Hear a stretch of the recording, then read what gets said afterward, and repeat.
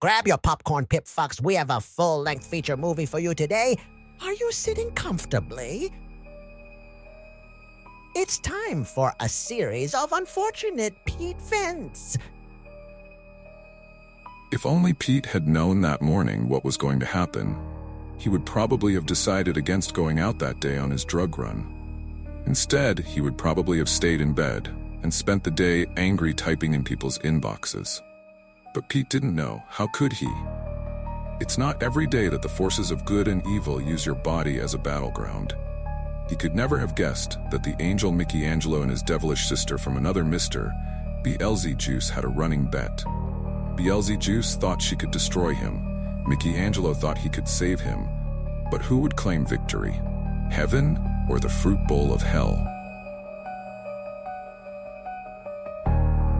Pete shivered, like someone walking across his grave. The air had suddenly gone heavy. It felt like a great weight was coming down upon him. And then...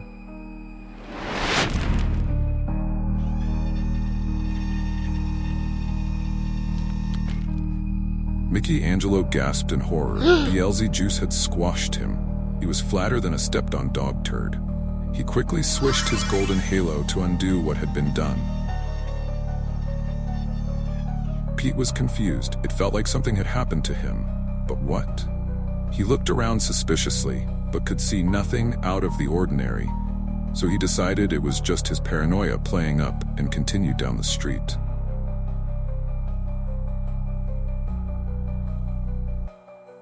Beelzejuice giggled a demonic giggle.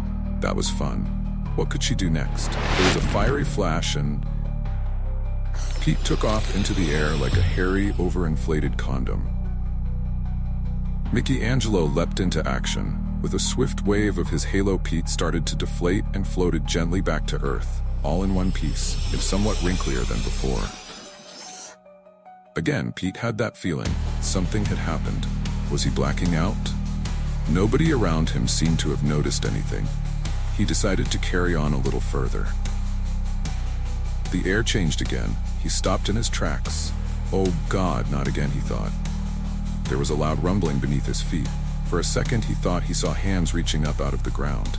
Then...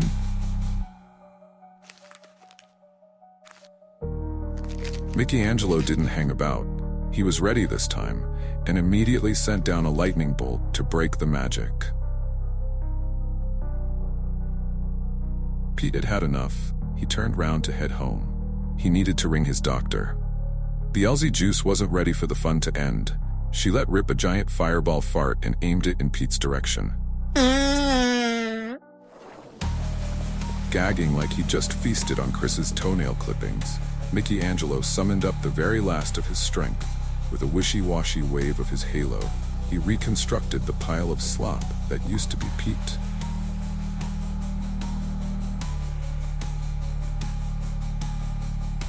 Pete was almost home, his key ready in his hand. He would be safe any second now.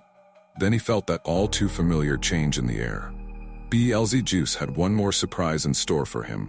One very final surprise.